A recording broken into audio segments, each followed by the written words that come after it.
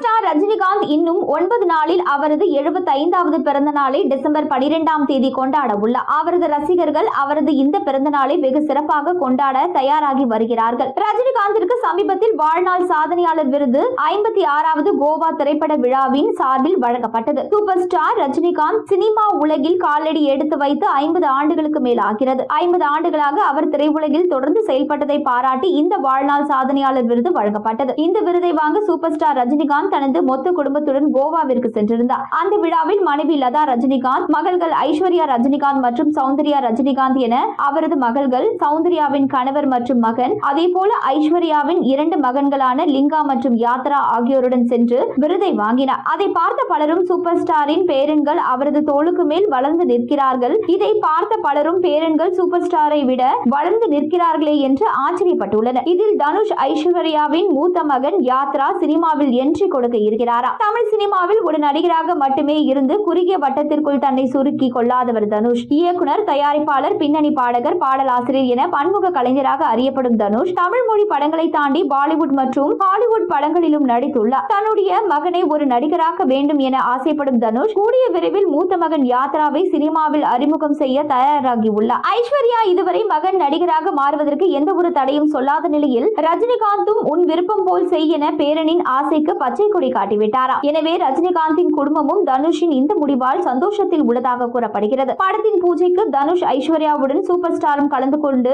பேரனை வாழ்த்த வாய்ப்பு உள்ளது.